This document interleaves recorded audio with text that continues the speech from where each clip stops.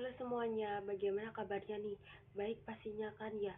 Oh ya, perkenalkan, saya Firlian Dita. Dalam kesempatan ini saya ingin mengajak kita semua memahami tentang pertumbuhan ekonomi. Yang pertama, apa definisi pertumbuhan ekonomi? Pertumbuhan ekonomi adalah proses perubahan kondisi perekonomian suatu negara secara berkesinambungan menuju keadaan yang lebih baik selama periode tertentu. Dan pertumbuhan ekonomi ini biasanya ditandai adanya kenaikan GNP, kenaikan GDP, output nasional, pendapatan nasional, dan pendapatan per kapita. Nah, di sini ada beberapa faktor yang menentukan pertumbuhan ekonomi loh. Apa saja yaitu satu, tanah dan kekayaan alam, kedua, jumlah dan mutu penduduk dan tenaga kerja, dan yang ketiga, barang-barang modal teknologi, keempat, manajemen, kelima, kewirausahaan atau entrepreneurship, dan yang keenam, sistem sosial dan sikap masyarakat, dan yang ketujuh, luas pasar sebagai sumber pertumbuhan.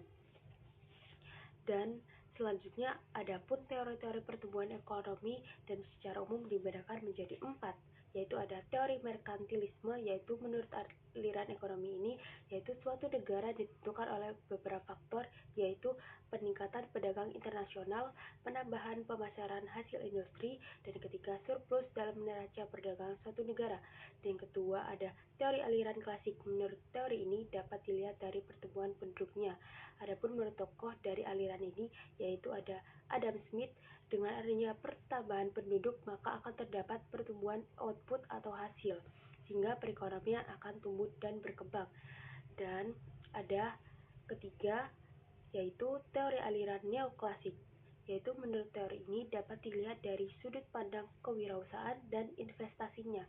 Berikut adalah menurut tokoh yaitu Harold Domar, yaitu syarat agar pertumbuhan ekonomi negara dapat berkembang secara jangka panjang atau steady growth adalah perlu adanya pembentukan modal atau investasi.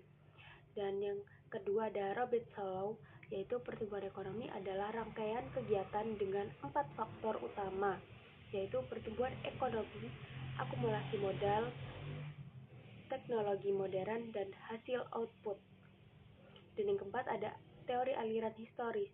Teori ini berpandangan bahwa ekonomi memiliki tahapan-tahapan tertentu.